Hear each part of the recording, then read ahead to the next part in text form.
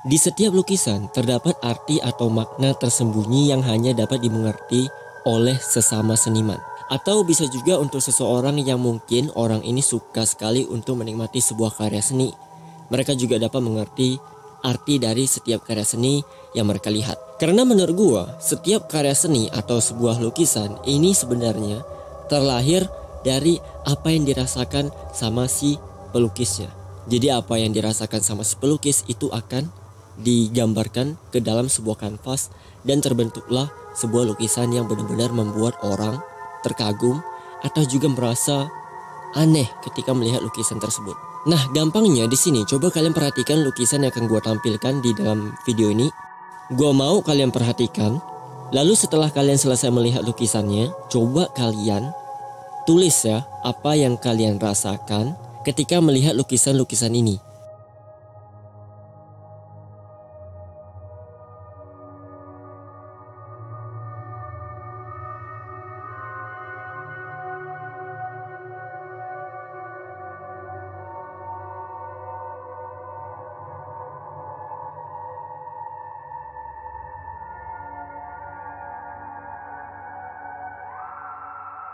Nah, apa yang kalian rasakan ketika kalian melihat lukisan ini sebenarnya adalah pesan yang ingin disampaikan sama si pembuat lukisan tentang perasaan yang ia rasakan. Tapi yang kayak beginian itu berlaku untuk lukisan yang biasa, dimana ketika kalian ngelihat sebuah lukisan yang standar, kalian bisa ngelihat kalau misalnya lukisan ini gambar tentang seorang wanita yang sedang sedih dan dia sedang menangis. Terus bagaimana nih kalau misalkan lukisannya itu yang kayak beginian?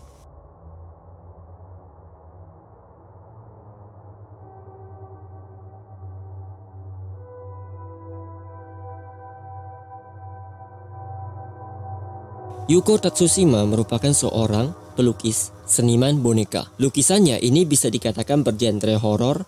Lalu ia juga dikabarkan lahir di negara Jepang, lalu lulus di Universitas Seni. Nah, setiap karya seni atau lukisan yang diciptakan sama si Yuko Tatsushima itu sebenarnya merupakan bentuk respon atau tentang pelanggaran seksual yang marak terjadi di negara Jepang. Jadi kalau misalkan orang normal dia itu nggak suka dengan apa yang terjadi dengan negaranya, biasanya orang-orang ini kan bakalan mengkritik lewat komentar.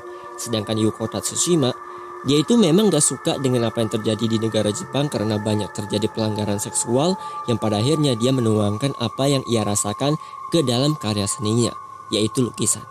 Sebenarnya ketika Yuko Tatsushima mencoba untuk melukis sebuah gambar, ia bisa merasakan sebuah perasaan yang terbayang di dalam dirinya. Dan perasaan tersebut itu kemudian dituangkan ke dalam bentuk gambar.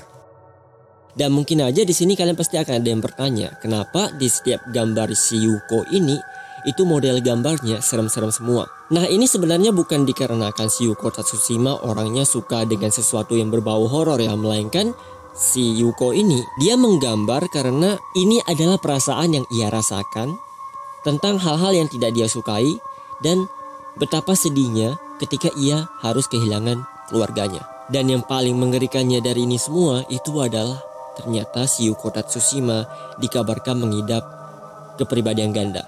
Dan bisa dikatakan juga hampir semua karya seni yang ia ciptakan kemungkinan ini adalah gambaran tentang dirinya atau dirinya yang satunya lagi. Hampir seluruh lukisan yang diciptakan oleh Yuko Tatsushima semuanya diunggah ke website pribadi yang ia miliki. Nah, di sini kalian juga dapat menemukan lukisan-lukisan menyeramkan yang dimana ketika dipandang akan terasa lukisannya seolah-olah kayak tertawa sendiri atau terkadang kayak mereka itu melirik ke arah kalian.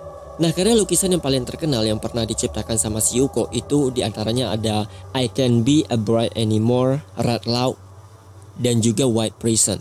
Dan menurut gua juga nih, hampir semua karya lukisan yang diciptakan sama si Yuko ini itu memiliki gambar yang benar-benar horor, seram banget. Apalagi kalau misalkan ketika kalian lagi mau tidur nih, terus kalian berkunjung ke websitenya si Yuko ini dan kalian perhatikan setiap gambar lukisannya, gua yakin kalian pasti bakalan mengalami mimpi buruk. Nah, lukisan Yuko Tatsushima yang pertama ini adalah yang berjudul Red Law. Kalau kita perhatikan secara sekilas, Red Law itu memiliki gambaran seperti seorang wanita yang dimana wanita ini itu punya ciri-ciri rambutnya panjang, berantakan, matanya itu ada yang tercongkel. Bahkan di sini kalian juga bisa ngelihat beberapa luka fisik yang dialami sama si wanita.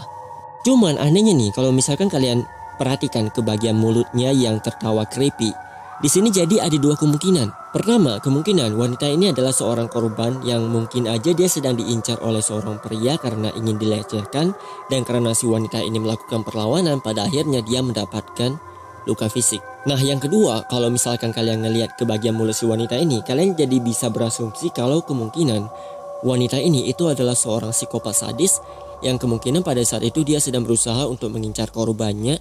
Dan karena si korban itu melakukan perlawanan, pada akhirnya si wanita ini itu mendapatkan luka fisik karena adanya perlawanan. Lukisan selanjutnya di sini ada yang berjudul, atau kalau di Indonesia kan jadinya Peti Mati Ikuweda. Nah, lukisan yang kedua ini lebih aneh lagi, di mana di sini kalian akan melihat sebuah acara pemakaman seseorang, yang dimana acara ini dihadiri oleh beberapa anggota keluarga. Ada sekitaran 7 orang, diantaranya ada 3 orang perempuan dengan ekspresi wajah terkejut sambil memegang sebuah tangkai bunga mawar. Nah, di bagian sampingnya di sini ada juga seorang wanita yang sedang menangis, tapi dia sedang berusaha untuk menutupi mulutnya seperti sedang menyembunyikan sesuatu. Dan kalau kalian perhatikan lagi yang di bagian sebelahnya, di sini ada juga seorang perempuan yang menangis dengan ekspresi yang lagi-lagi sangat terasa aneh. Selain itu, di sini juga ada 4 anggota keluarga yang berdiri sangat jauh, seperti tidak ingin mendekati si anak yang telah meninggal. Nah, kalau kalian perhatikan lagi, di sini kalian akan menemukan sebuah kejanggalan, di mana ternyata perempuan yang tadinya sedang menangis dengan ekspresi yang kayak shock dan terkejut, itu sebenarnya dia itu nggak terkejut melihat orang yang telah meninggal ini yang terbaring di peti mati, melainkan si cewek ini itu terkejut gara-gara ngelihat ada tangan misterius, tangan aneh yang muncul secara tiba-tiba dan sambil memegang bunga tangkai, dan ada juga beberapa yang ada di bagian kepala si anak yang telah meninggal tadi. Karena kalau misalkan kalian perhatikan ya, orang-orang yang hadir ke dalam acara ini hampir semuanya memiliki kulit yang berwarna kecoklatan. Sedangkan tangan misterius tersebut ini memiliki warna kulit yang pucat, dan ada kemungkinan juga tangan tersebut itu bukanlah tangan manusia. Lalu untuk nama Ikuweda, kemungkinan ini adalah nama dari orang yang berada di dalam peti mati. Nah, untuk lukisan yang selanjutnya di sini ada sebuah lukisan yang berjudul Misato Self Determination, atau kalau di Indonesia kan artinya penentuan nasib Misato. Dimana kalau kalian perhatikan di sini ada seorang anak perempuan yang terbaring lemah dengan ekspresi wajah yang sangat syok karena ia mencoba untuk menelan pil obat tidur dalam jumlah yang sangat banyak. Nah, ini itu udah jelas banget, nggak perlu gua jelasin kalau di sini itu ceritanya si Misato itu ingin melakukan budir dengan cara menelan pil obat tidur yang jumlahnya itu banyak banget, dan ada kemungkinan juga obat yang bertebaran di lantai ini adalah obat yang tadinya udah ditelan dan kemudian berhasil dimuntahkan lagi, yang pada akhirnya si Misato itu masih hidup sampai sekarang. Nah, kejanggalannya kalau misalkan kalian notice ya, tadi kan gue bilang nih kalau misalkan setiap lukisan atau setiap karya seni itu melambangkan apa yang dirasakan sama si pembuat karya seni. Nah, begitu juga dengan Yokota Tsushima nih. Mungkin gak sih kalau sebenarnya si Misato yang dimaksud sama atau yang digambar sama si Yokota Tsushima itu adalah gambaran tentang dirinya yang dulunya pernah melakukan budir, tapi ia masih selamat sampai sekarang. Berikutnya, di sini ada lukisan yang berjudul I Can't Be a Breed Anymore. Sekaligus ini adalah lukisan yang menurut gua paling mengerikan dan sempat dijadikan sebuah foto yang viral untuk puisi Tomino Hell. Karena gambarnya yang benar-benar menakutkan, seolah-olah mencerminkan isi puisi Tomino. Tapi kenyataannya ini bukanlah gambar asli dari puisi Tomino Hell, melainkan ini adalah sebuah lukisan yang diciptakan sama si Yokota Tsushima juga. Dan kalau misalkan kalian perhatikan dari gambar ini, kalian bisa ngelihat ada seorang anak perempuan, kemungkinan dia adalah perempuan dewasa yang memakai pakaian Jepang tradisional. Ia berdiri dengan lehernya yang sangat panjang, pokoknya nggak normal banget. Dan kalau kalian perhatikan ke arah wajahnya atau mukanya, ia kelihatan dengan tatapan matanya yang sangat tajam, seolah-olah ia melihat kalian dari balik layar dan tertawa, tersenyum lebar, seperti mengatakan sampai jumpa di dalam mimpi. Selanjutnya di sini ada sebuah lukisan yang berjudul White Prison, dan lukisan ini itu juga pernah populer banget. Dan kalau kalian perhatikan, lukisan ini menggambarkan ada seorang anak perempuan yang berada di suatu ruangan kamar. Dan kamarnya ini memiliki persediaan makanan yang cukup banyak, cukup lengkap. Nah, masalahnya ini bukan ada di persediaan makanan yang ada di ruangan si perempuan ini ya, melainkan kalau kalian perhatikan ke arah tubuh si wanita ini, ternyata hampir seluruh badannya itu mengalami luka-luka, lebam-lebam, bahkan di bagian wajah atau pipinya itu mengalami luka bakar, seperti kayak disiksa menggunakan benda yang panas banget oleh seseorang. Dan kalau kalian perhatikan di bagian lengannya, ini sampai kelihatan seperti patah tulang, karena perhatikan aja nih, itu ada tulang tengkorak yang sampai keluar dari bagian kulitnya.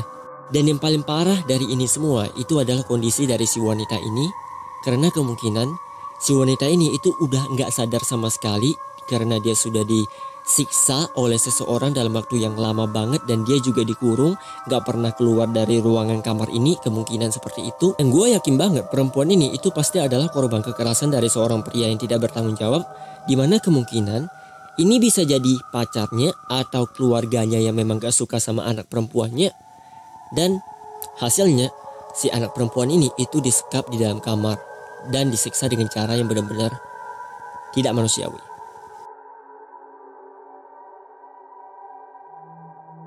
Inilah dia lukisan-lukisan yang paling mengerikan yang pernah diciptakan oleh Yuko Tatsushima. A Nightmare.